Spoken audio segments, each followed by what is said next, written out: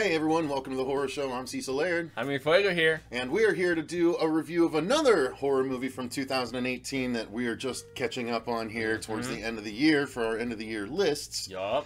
And this was a very interesting one. This is Searching. Yeah, now, not full-on horror. Not full-on horror, no, more thriller, but it's definitely in the vein of The Unfriended and Friend Request and even The Den. But on a technological level, this is like so much more masterful. Like, goodness, dude. This one was definitely the best executed of all of those movies, because this is once again a movie that takes place basically all on a laptop. Yeah. And you get shots from different places, but it's all because of news footage presented through YouTube videos on the laptop. So it does stick to that format, although it feels bigger than that, the way they do it, the way they actually execute it. So my overall thoughts were, I definitely enjoyed this movie. Actually, the first 5 minutes played very Up-like to me, very much like Up. Even when you see it coming, you're just like, no. Yep.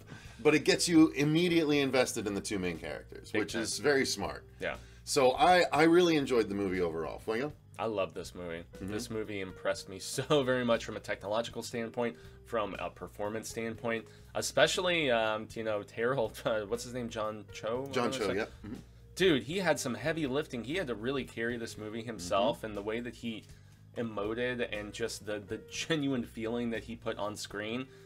The guy, I haven't seen him in a lot of dramatic stuff. I know he was in second season of Exorcist? Yeah, he was one of the mains in the second season of The Exorcist. Yeah. Also really good in that. Yeah, he's been really showing that he has acting strengths that from a comedic standpoint, where I first saw him, I had no idea were there. Oh yeah. But damn, he sells it in this, just the genuine anguish of not knowing.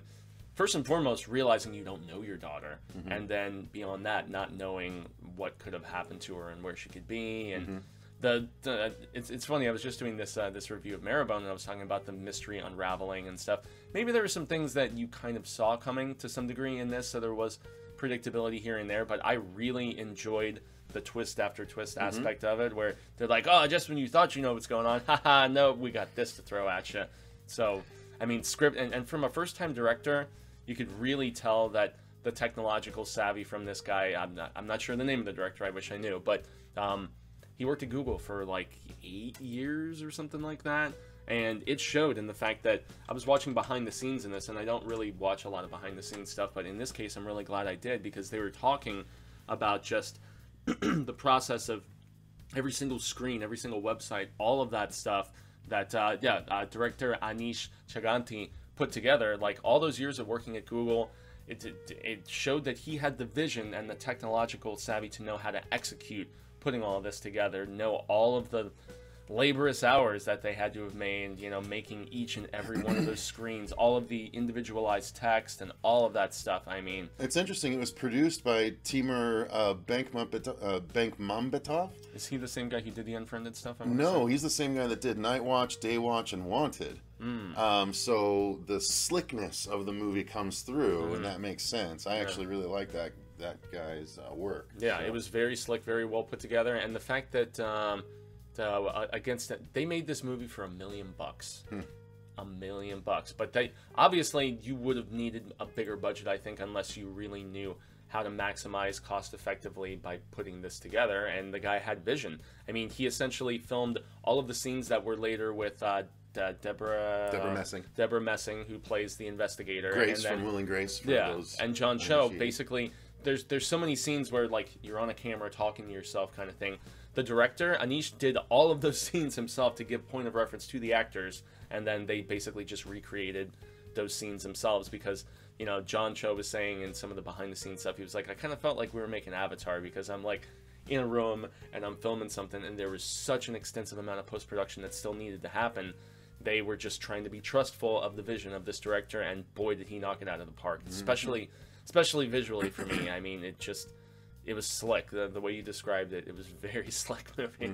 So so we both liked it. The story, basically, you went through it pretty much. I mean, more or less, yeah. John Cho's daughter, she's loses her. I don't know if we should say or not. There's a family member that's lost, and and so they're still dealing with grief as a family unit. And then all of a sudden she goes to science study one night, and lo and behold, she disappears. And initially they're thinking runaway. Then they start wondering, okay, could there be some foul play actually involved in this? But they keep throwing curveballs at you. The uncle, the brother of John Cho's character, he plays a part in some of the wonder of what's potentially transpiring. Some online friends that she's very introverted, and yet she expresses herself by jumping on this one particular website. And she has a few different online friends there who Cho's character is like trying desperately to find clues, and he's combing through everything. And just the little details of even having to reset passwords and all this different stuff, like it was constructed so believably, and I feel like they really just hit every single little area of just the paper trail that he would have to go through, and the mystery aspect of that expanding and everything. And it was just so carefully constructed, man. I mean, it was very, very well written, despite the simple approach to the story. The execution was just it was meticulous, man. It really, really was. And when the reveal when the reveal happens, even though I kind of partially guessed it, I still didn't guess the full extent of it, which was nice. So yeah, I did appreciate that. Yeah. So while there is predictability to a degree, they work in their own flavor to it. I guess you could say. Absolutely. They make it unique and interesting. Yeah, they definitely do. I think the story played out well enough. Again, it's not a terribly long movie either. It's like 90 minutes. Yeah, about 90 minutes or so. And it was the perfect length, and it was entertaining for what it was. I was tempted to watch it while playing a video game at the same time, but I ended up just pretty much watching it the whole time. So yeah, I was in the same boat. Sometimes when I throw on a movie that I'm not as stoked about, because this is one that I was mildly interested in, but not like over the moon for, I'll sit and I'll surf the Twitter, or do some other editing work or whatever while I'm watching it. But this, I like put everything down, and it just sucked me in and really kept my interest. Yeah, well, I felt like I needed to too, because there was so many little details that were shown to you on screen that you had to follow. Because... Yeah, and in the behind the scenes, they start talking about all of the Easter eggs they peppered through the entire film, including an alien invasion transpiring while the movie is going on. Oh yeah, that's hilarious. Yeah, so it actually, for that aspect, has significant rewatchability. They have catfish jokes throughout the entire film, like the mascot of the school the girl goes to is the catfish, and I mean, yeah, there's a lot of foreshadowing, and there's a lot of stuff going on in the background, and honestly, a lot of it I was unaware of until I watched the behind the scenes. Yeah, stuff, that makes me want to get the DVD. I just rented it, so I didn't actually watch the special features. I'm a little bummed now. Yeah, I enjoyed this movie a lot, man. Yeah, it was pretty good. The acting, obviously, segueing into that, John Cho, as you mentioned, was outstanding. The daughter did a really great job too for the time that we had her on screen. She is missing for most of the movie, so I mean. Yeah, I mean, that's not a spoiler. Yeah. And then Deborah Messing, I just thought was a little bit... She was a little much. A little much, yeah. I wasn't the hugest fan of hers, and... I'm just not the hugest fan of her, in all honesty. Yeah. I like her okay on Will and Grace, but I like everyone else on the show more, so... I think everybody does. Yeah. Unfortunately, that wasn't the most ideal casting for me, but she did all right. But it's all about John Cho in this movie, man, and he carries it so well, and the heavy emotional lifting he has to go through. I mean, just the despair on his face in some of these scenes, man, like it cannot but cut you to the core, especially as he learns. I mean, when it just dawns on him that he didn't really know his daughter very well, I mean, how can you not feel emotion and empathy and sympathy and all that stuff? Right. So, and I mean, visuals, dude, it upped the game. If somebody tries to make a film like this again, this really set the benchmark very, very high from a technological standpoint, in my opinion. It blew the Unfriendeds out of the water. Yeah, it really did, as far as the actual execution of the story on a laptop goes. Yeah. I agree with you there. It's not just watching stuff on a camera screen. We're talking every aspect of the different social media outlets, and going to the news sites to watch the footage, and cutting to FaceTiming, and just all of these different things, man. It all worked so seamlessly too, which is the thing that even in scenes where there was nothing going on, but you see like a reflection in the screen of stuff that the character is doing, they went to that level of detail, man. And I mean, they took their time, and they had genuine vision for this film, which is what impressed me so much. And the fact that it's made over $70 million worldwide on $1 million budget, that's crazy. I'm sure they're pretty happy with the results. I imagine so.